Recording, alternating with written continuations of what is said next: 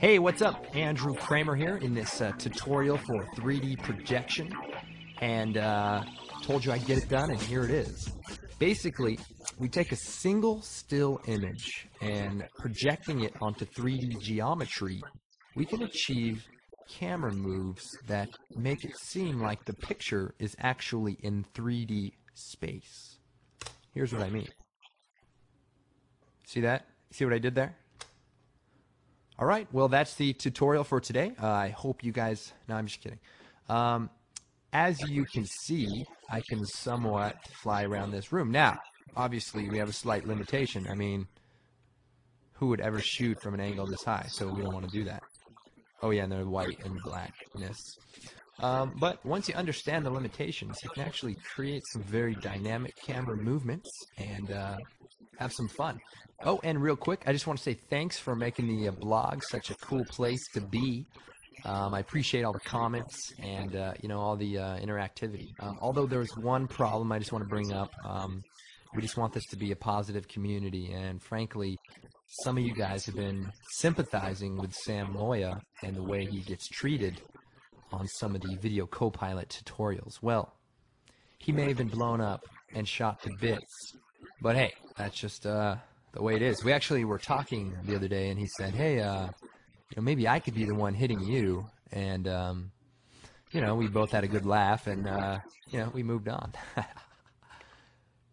Just kidding. Sam's a good guy, and he takes everything head on, you know, head on into the wall, head on into my fist. Yes, you like that? I'll play on words there. All right, so back to it. 3D projection. What we're going to do is take this picture of the wall. Pretty simple. You can also do this with other images that have multiple walls, but this is an easy way to demonstrate the technique. So we'll take the wall, drag it into a new comp, and let's see if we can make some more room here. All right, and I'm going to create a new camera. Now, if you know the camera information for the picture, that's helpful, but if not, 35 millimeters is usually a good guess. And then we're going to create a new solid, and we'll call this the walls. We want it to be comp size, and we want it to be pure white. That's important. And what we're going to do is duplicate the wall, edit, duplicate. And you would duplicate these walls as many times as necessary to complete the shape of your photograph. So in this case, we have two walls, one for the floor, one for the back wall here. And what I want to do is come over to my effects and presets, type grid, and take the grid effect and apply it. And if we shut one of these off, we basically want to see a grid. So if we set the border to 3 and change it to width slider, we can just see a nice grid. And then we'll copy this grid to our second wall layer. So now there's 2.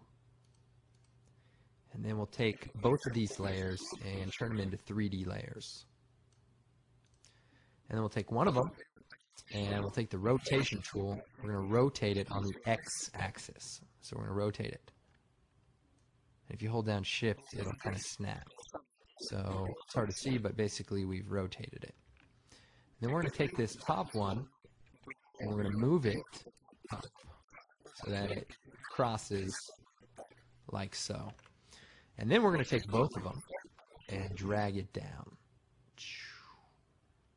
So now we sort of have a floor. Now, we're not at the right perspective, because the right perspective would be something like this. But that's okay. We don't want to adjust that at this point. We just want to set up the scene so it looks about right. And then if we go in here on the y-axis, or the green axis, we can move this forward just a little bit. And you can see that the grid lines match up. Okay. So far, so good. Is everybody with me? Good. Let's create a light. Now, we're going to use a point light, but in After Effects CS3, you may have to use a spotlight. So, either way. Also, you want to make sure that the layer cast shadows and the shadow darkness is 100%. So, all these settings. Okay? And all right, we're getting somewhere. And by the way, sorry if my voice is a little raspy. I went to a soccer game and I had a snow cone, and they're the like a cone with big mountain snow, or what is it, ice, and they put some sugary sweetness on it. So I was eating my snow cone and a bee flies into my mouth and stings me in the throat, has little baby bees, and then the baby bees also begin to sting my throat. So they're stinging me up good.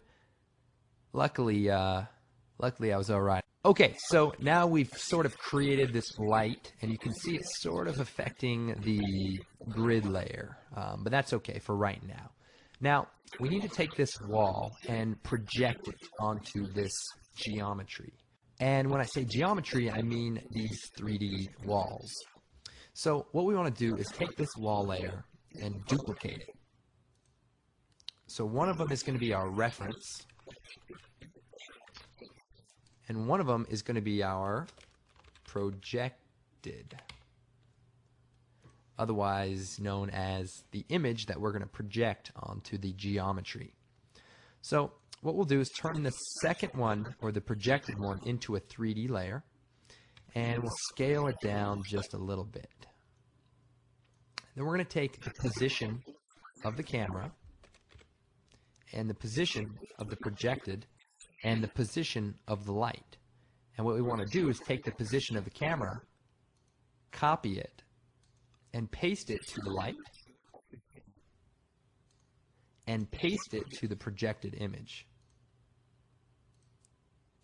So if we go to, let's see, the top view, basically we've taken all three of these things, the projected image, which is right here, we can colorize it, the camera, which is right here, and the light, which is the little sun looking thing. So they're all right on top of each other. Now let's return to our active camera, and let's go to the next step. Now, the projected image is right on top of the camera. So what we need to do is actually go back to that top view, and we want to move it forward just a little bit so that you can see it, because it's on the camera and you can't quite see it. And we'll go back to the active camera. So now you can see that this layer is right up in the camera's face. So what we need to do is scale it down. And then we can also just take the layers, hold down Shift, and just size it down so it fits right into the comp window.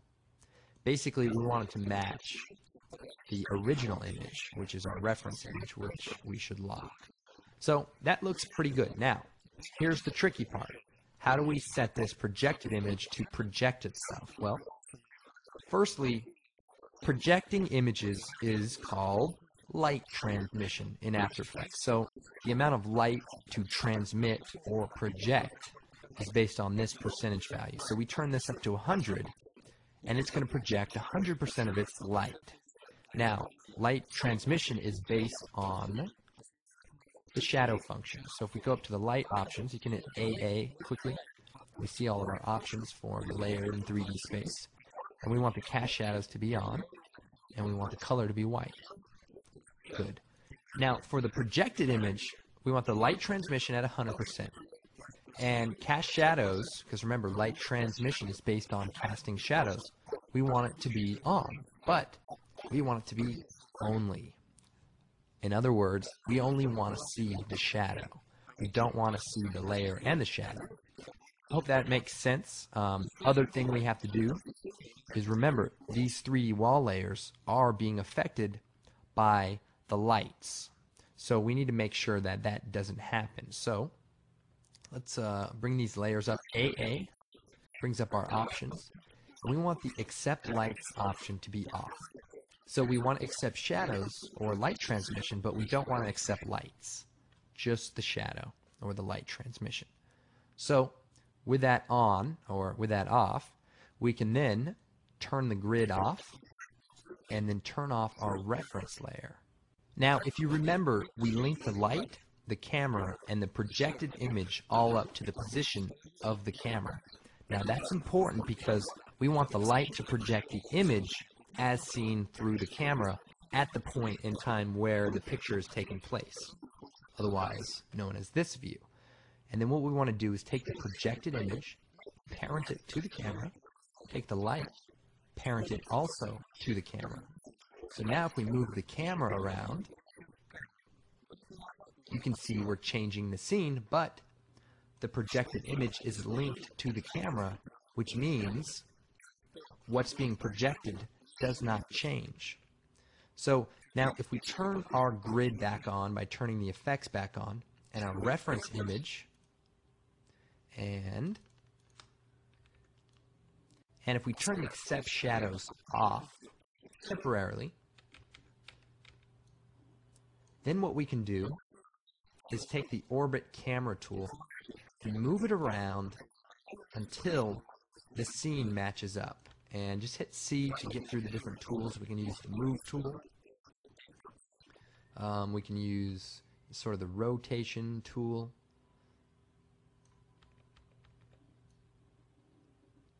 And basically, you want to just get it as close as possible to the scene. And if you have multiple layers, also you want to line those up individually. Now, our walls don't quite make it, so we're just going to extend these, stretch them out a bit. Take this one, stretch it out a bit. You can line them up as needed. So now that looks pretty close. You know, we could play around with the perspective some, maybe bring it up just a little bit. You know, I mean, you're the one that probably took the photograph, so you can tell. It's not essential that it's perfect, because we're just creating an illusion, and that illusion is gonna shine through whether it's perfect or not. So now that we have the angle correct, now that our geometry matches that of our image, let's go now to our walls, AA, turn accept shadows on. Then we'll turn our grids off by shutting the effects off, and then turn off the reference image so that it doesn't show through. So now, if we unlink the projected image from the camera to none, and make sure you do this, and the light, unlink them to the camera. And the reason why is we want the light and the image to stay where it is when it's projecting the image, so that when the camera moves around, we will sort of see 3 dimensions. And if we look back behind here, you can see our light and our wall is projecting itself onto this 3D structure that we've created. So now we can, you know, zoom in here. We can create a camera move. Okay, so this is about as far as I got when I noticed something was terribly wrong. Now, we are casting a shadow. So in order for After Effects to say fast and robust, it uses a shadow map, which is sort of a internal calculation of a bitmapped shadow, or in this case, a 3D projection. So the problem with the projection is it's a picture file. A lot more data in a picture file than there is in a shadow. With a shadow, it's just black or gray, and you can't really tell that it's out of focus because there isn't any detail. So that's sort of a problem. And even if you use a high resolution image, you're going to see the same problem. So the solution I found is if you go into your composition settings, advanced, options, we get these advanced 3D options. Now, the shadow map resolution is based on the comp size, but we need more than that. So if you go to about 3,000 or 4,000, that will increase the quality. Check that out. And we're at half resolution, but if we go up to full resolution, we're almost at the previous quality before we did this whole camera projection business. So I gotta say, it's looking pretty good. Now if we fly around this room, you can see we actually have some pretty decent detail. Now we can take this a step further and make multiple instances of this wall. For example, I can come in here, take the mask tool, and extract certain parts of the wall. And if I bring up my mask, subtract, I've sort of erased that part of the wall, and then I can duplicate the layer, push it back into Z space, and then I can actually inverse the mask or subtract it. And you know, you can then create some intermediate layers, like a little small layer that could fit right in here, and then you would get even more 3D projection. So if you can imagine, I can start by just taking this one, pushing it underneath the door, and you know, that solves that initial problem. You know, and I can make probably another little layer to fit right here. So basically, you get the idea. The more layers, you know, the better. I can do a little layer for the fire extinguisher and layer in, you know, tons of stuff. But for the sake of this tutorial, we'll just use 2 walls, and that'll look pretty good. Okay, so let's go ahead and animate this camera. Now, we can bring the camera down really low to the floor, and if I toggle through the camera tools, I can move forward. And if we go to the camera, set the position, let's see, point of interest and position keyframe, move forward a couple of seconds, and just kind of push forward, F9 to give those easy ease curve keyframes, and then we can preview that. Okay, now the reason this looks more than just, you know, zooming in on a picture is sort of the whole phenomena of distance and your eye. Things that get very close to your eye exponentially get larger.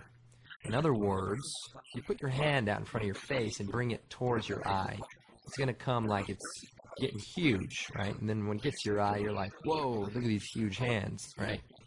But say someone, you know, 20 feet away from you takes their hand and moves it closer to you, right? You're going to be like, what are you doing? You know, because you will not feel scared at all. But if that same person comes up to you and punches you in the face, you know, you're going to think twice about, you know, distance and your face. I would. So, to create more of a dynamic angle or camera movement, what we can do is move the camera forward, then zoom the camera out. You got to be careful because you will reveal parts of the image that you don't want to reveal. And then if we go and set the keyframe for the point of interest and the position, move forward, the background will take longer to get to our face, but the foreground will seem to kind of go by pretty quickly. And let's preview that, and hopefully that is the case.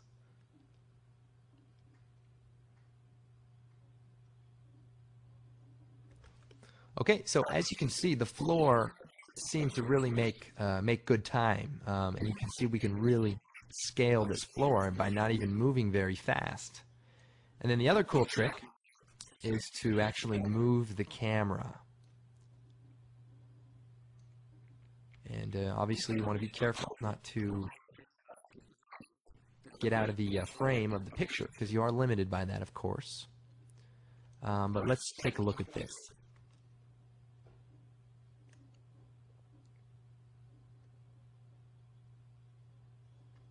That's it for this tutorial. I hope you found it at least eye-opening. There's certainly a lot of things you can use it for, adding some, you know, just some dynamic establishing shots of a scene where you only have a photograph and maybe the place doesn't really exist. You know, I'm sure you guys will think of tons of things. Okay, well, be sure to come stop by the blog and leave a comment. We got some new stuff there every day, or we try to. And of course, come check out our store.